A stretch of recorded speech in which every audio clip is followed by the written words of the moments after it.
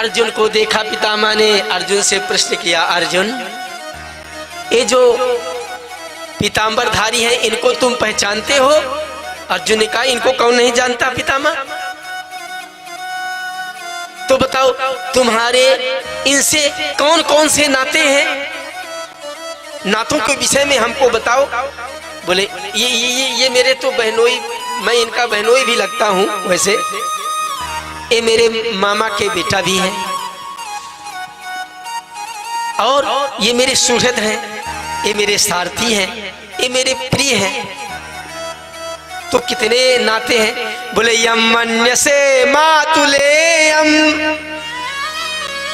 प्रियम मित्रम सुहृदतमम अकरो सचिवम दूतम सौहृदा दथ सारथिम। इतने नाते हैं मेरे इनसे। अच्छा, सभी ने प्रणाम किया और भगवान ने कहा, इनको ज्ञान दीजिए कुछ पितामह, इनको ज्ञानोपदेश दीजिए।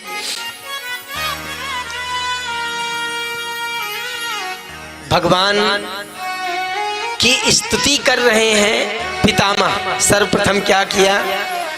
बोले सदैव देवो भगवान प्रतीक्षताम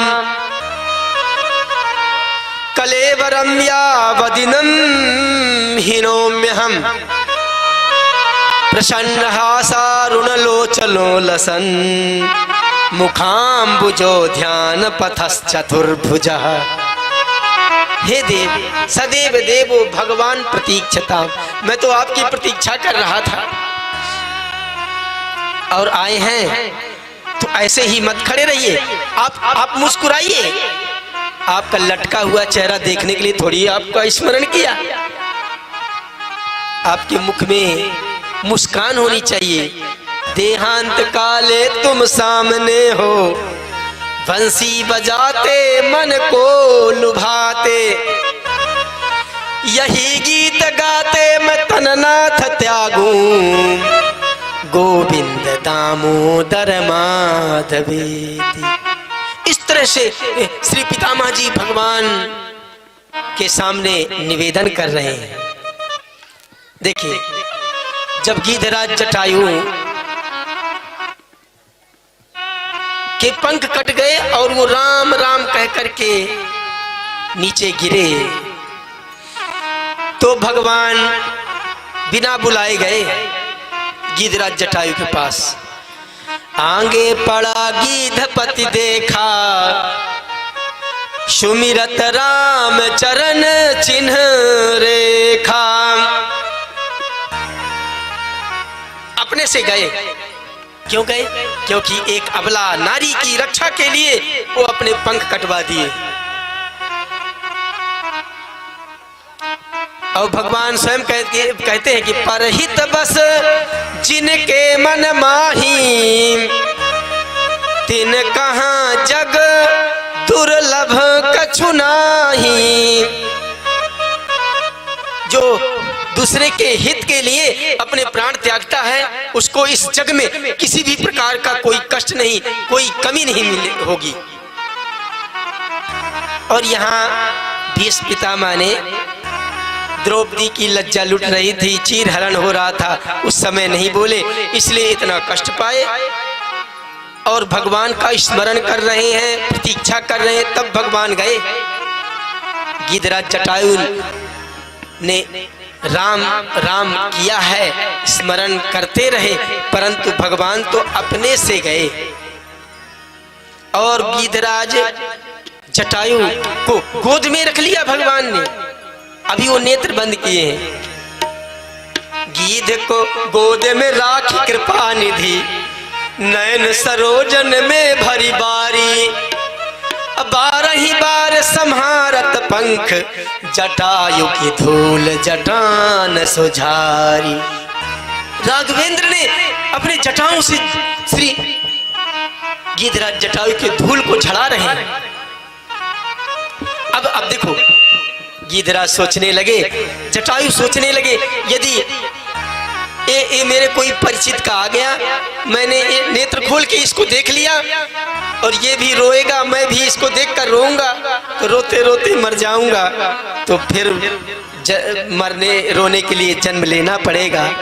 इसलिए नेत्र बंद किए हैं अभी गिद्धराज जटायु और कह रहे हैं कोई भी हो मैं कहता हूँ बस जाओ मुझको मरने दो। हा राम श्री राम मंत्र यह माता का आराधना इसकी करने दो। राम नाम की आराधना मुझे करने दो। गिद्धराज जटायु कह रहे हैं। भगवान के भी नेत्र सजल हो गए, या सुधारा बहने लगी, बोल पड़े। गद गद भय बोले प्रभु मैं ही हूँ वह राम। भक्तराज गिद्धराज देखो तुम्हें करता राम प्रणाम। गिद्धराज तुमको राम प्रणाम कर रहा है, देखो मैं ही राम हूँ। निरख राम छवि धाम मुख विगत भाई सब पी। सारी पीड़ा चली गई जैसे भगवान को नेत्रों से देखा गिद्धराज ने, और सारी चर्चा सुनाई। क्या नाथ दशानन यह गति कीनी। नाथ दशानन यह गति कीनी। जनक सुता हरि लीने। खल जनक सुता हरि लीनी। लय दक्षिण दिशि गयाऊ गुसाई। दक्षिण गयाऊ गुसाई। बिलपत अति कुररी की नाई। बिलपत अति कुररी की नाई। दरस लागी प्रभु राखेउ प्राणा। दरस लागी प्रभु राखेउ प्राणा। चलन चाहूँ अब कृपा निधाना। चलन कहूँ अब कृपा निधाना। गिद्धराज जटायु कहते हैं चलन चाहूँ अब कृपा निधाना। सारी कथा सुनाई। और यहाँ क्या कह रहे हैं भगवान?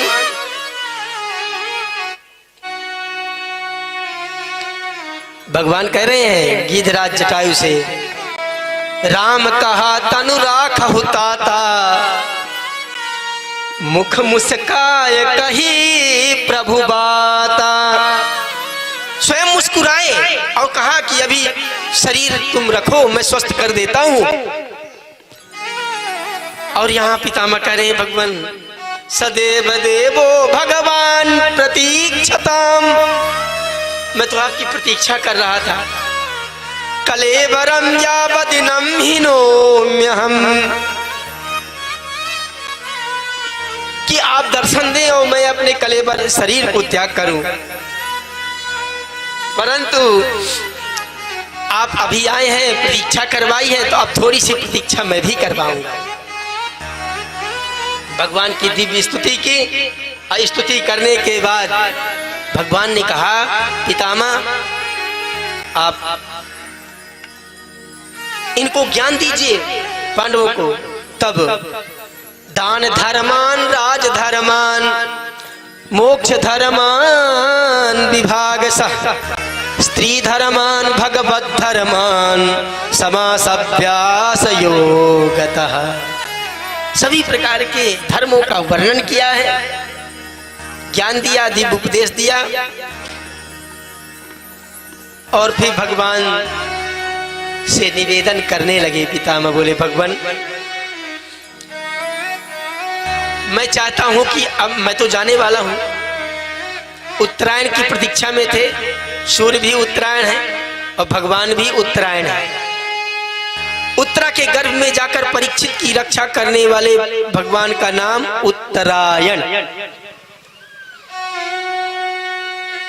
6 महीने सूर्य भगवान उत्तरायण रहते हैं, 6 महीने दक्षिणायन। तो जो उत्तरायण में शरीर त्याग करता है वो वैकुंठ जाता है, दक्षिणायन में तो कहते हैं नरक जाता है।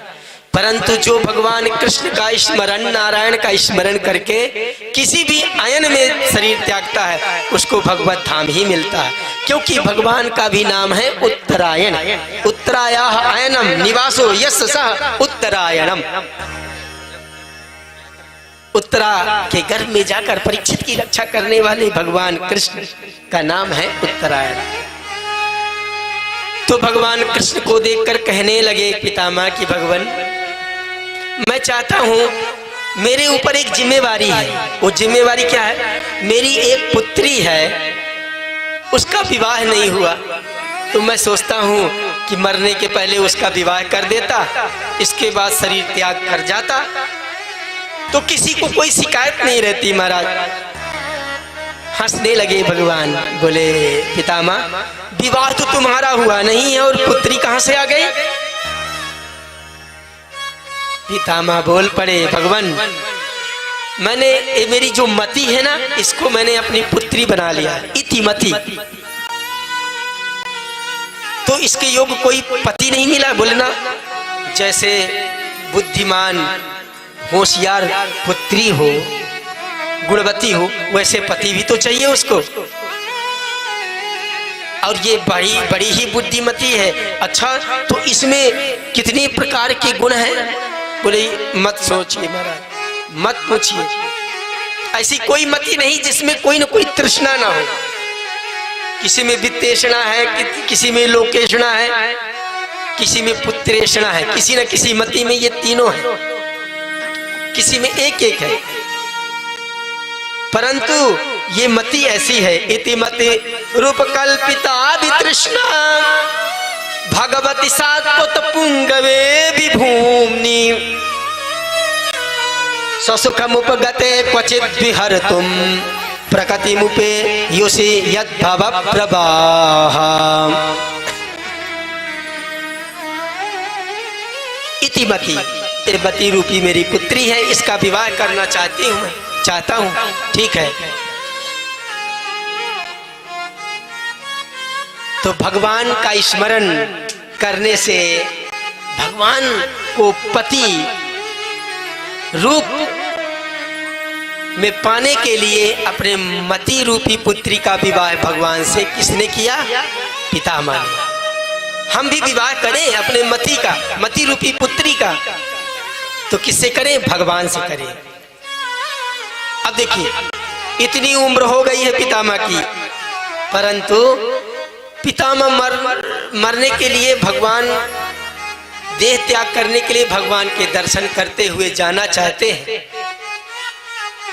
अब वो शरीर त्यागना चाहते हैं। और संसार में आने वाला प्राणी कोई भी हो, कितना भी बुढ़ा हो गया हो, परंतु वो मरना नहीं चाहता। महाराज एक 95 साल की बुढ़िया थी, अपने बगीची पे लकड़ी बीन रही थी। लकड़ियां बहुत इकट्ठी कर ली, एक टोकरी लकड़ी भर गई। अब वो लकड़ी की टोकरी थी, वो उठे ना, तो वहीं बैठ गई और कहने लगी क्या बताऊं, संगी साथी सब चले गए, बताओ मेरे घर का तो रास्ता यमराज भी भूल गए हैं। यमराज वहीं से गुजर रहे थे, उन्होंने सुना कोई मुझे पुकार रहा है, तुरंत वहां से आए। बोले मैया आपने हमको याद किया? उसने कहा आप कौन हो? वो बोले हम यमराज हैं। क्या करते हो? बोले हम प्राण खींचते हैं, ले जाते हैं लोगों को। अरे कांप गई, तो यहाँ क्यों आए हो? बोले तुमने अभी याद किया ना कि हमारे संगी साथी सब चले गए, मेरी यमराज रास्ता भी भूल गए मेरे घर की, इसलिए मैं आ गया। तो बुढ़िया ने कहा सुनो महाराज, इस टोकरी में लकड़ी थोड़ा ज्यादा भारी हो गई है, इसको उठाकर मेरे सिर पे रख दो, अपना रास्ता नापो। अब बताओ इतनी उम्र हो गई, जर्जर अवस्था है, चला फिरा नहीं जाता है, परंतु मरने के नाम से वो भी थर थर कांप गई और यमराज को भगा दिया। और यहाँ पितामह भगवान के दर्शन करते हुए देह त्याग करना चाहते हैं और क्या कहते हैं, ए भगवान, मैं जानता हूं आपने महाभारत में क्या किया। बोले मैंने क्या किया? अब देखो पांडव साथ में है ना, तब बड़े रहस्य उद्घाटित कर रहे हैं। कौन? पितामह। कहते हैं आपने